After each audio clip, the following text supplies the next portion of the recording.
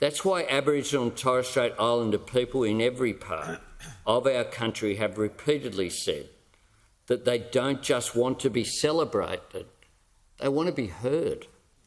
Because the constitutional recognition Aboriginal and Torres Strait Islander people are seeking themselves is the opportunity to improve their lives. In the words of the Uluru Statement from the Heart, to quote it, "So our children will flourish."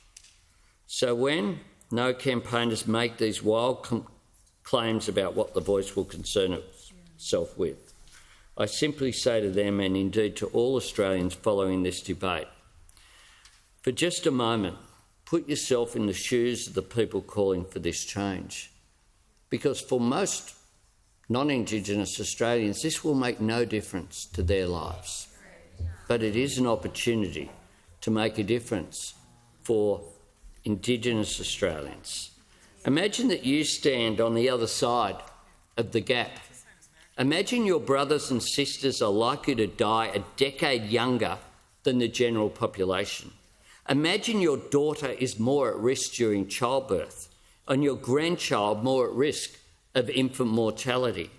Imagine your son statistically more likely to go to jail than to go to university. In 2023, imagine that people in your community are twice as likely to commit suicide as anywhere else. Imagine the rate of disease and disadvantage among your friends and neighbours is far higher than elsewhere. Imagine all of this, and then imagine that after generations of being sidelined and ignored, you are finally given an opportunity to change it, to be heard. You are finally given a meaningful say in the programs and policies that you know can work, that you know will make a difference. Do you think you would spend a single second thinking about public holidays or parking tickets or any of the other nonsense that the No campaign go on about? This referendum is about two things and two things only: recognition and listening. Recognising Aboriginal and Torres Strait Islander people in our Constitution and listening to them so that we get better outcomes. It is the means to the end. The end is about closing the gap.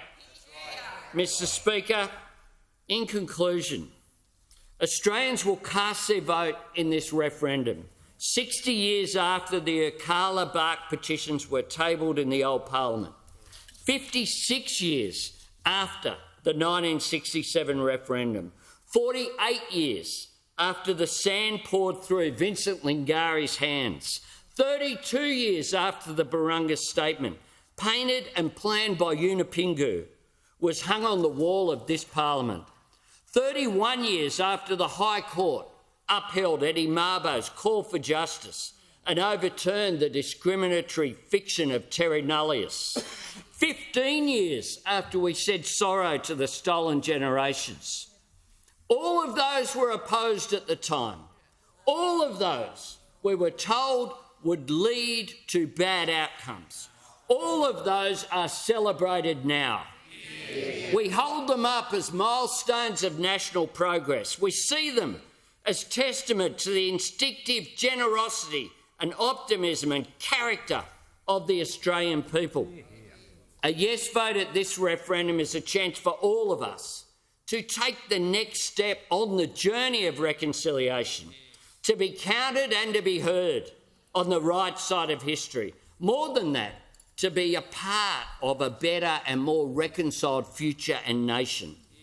I say, Mr. Speaker, if not now, when? In this chamber, we are each of us one vote among 151. In this referendum, we will be one vote among 18 million, because this historic opportunity belongs to the people. This is a chance for Australians from all faiths and backgrounds and from all walks of life to celebrate the best of our nation, to show the best of ourselves, to vote yes for constitutional recognition, to vote yes for the form that it has been asked for through a voice, to say yes to the invitation to walk together to a better future. With humility and hope and optimism, I commend this bill to the House.